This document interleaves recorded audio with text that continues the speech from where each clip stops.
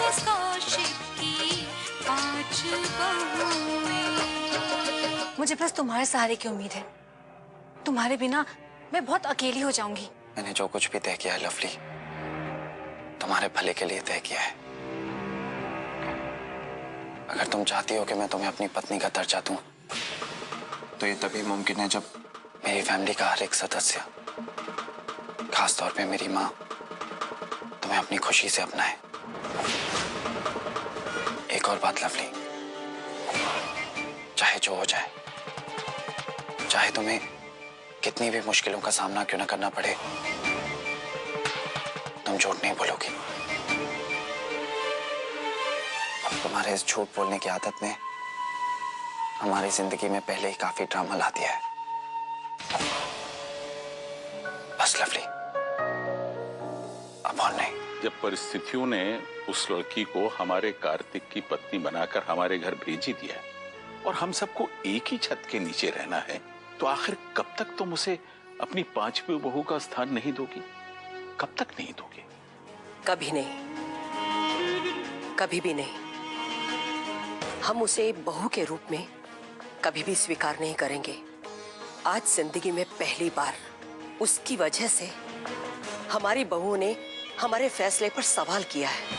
हमें पहली बार ऐसा लग रहा है कि मासा कार्तिक की कोई बहुत बड़ी गलती छुपा रही है।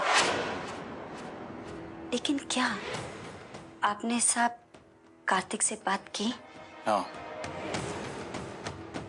हमने भी कार्तिक से बात की, लेकिन उसने हमें कुछ नहीं बताया, कुछ भी नहीं। लवली के डैड एक एमपी है, यानी कि एक पॉलिटिशियन। मुझे लगता है कि जब माँ जी ने लवली और कार्तिक की शादी के लिए इनकार कर दिया था, तो लवली के डैड ने ही कार्तिक पर दबाव डालकर ये शादी करवा दी हो। अगर ऐसा हुआ होता तो मासा इस शादी के लिए कभी हाँ नहीं करती, और इतनी बड़ी बात हमसे कभी नहीं छुपाती कि उन दोनों की शादी जबरन की गई है। मुझे तो इस लव स्टोरी में कुछ और ही ट्विस्ट नजर आता है, कुछ ऐसी बात जो कार्तिक जानबूझकर हमसे छुपा रहा है। शायद तुम ठीक कह रहे हो, क्योंकि मुझे भी ऐसा लगा कि लवली हमसे कुछ छुपा रही है। हमारे घर में 6 बजे पूजा होती है और अब 6:30 बज चुके हैं। तुम पूजा में देरी से आई हो। वो आज मैं देर से उठी थी और नहाने में बहुत लेट हो गया, इसलिए यहाँ पे आने में भी लेट हो गया। ठीक है, कल से समय पर आ जाना।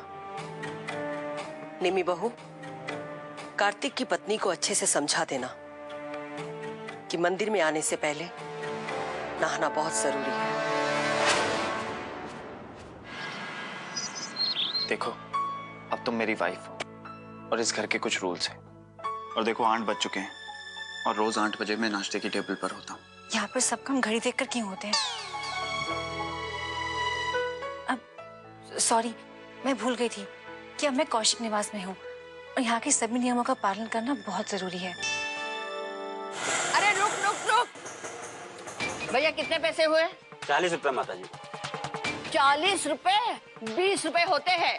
देख, 20 रुपए लेने हो तो ले, नहीं तो मुझे वापस वही छोड़ के आ। मैं दूसरा ऑटो ले लूंगी। 1 2 ले। क्या सुबह सुबह बोहनी के समय? तो मैं क्या करूं?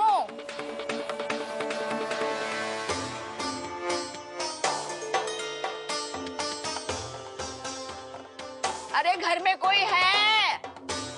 जरा भोंपू तो बजा।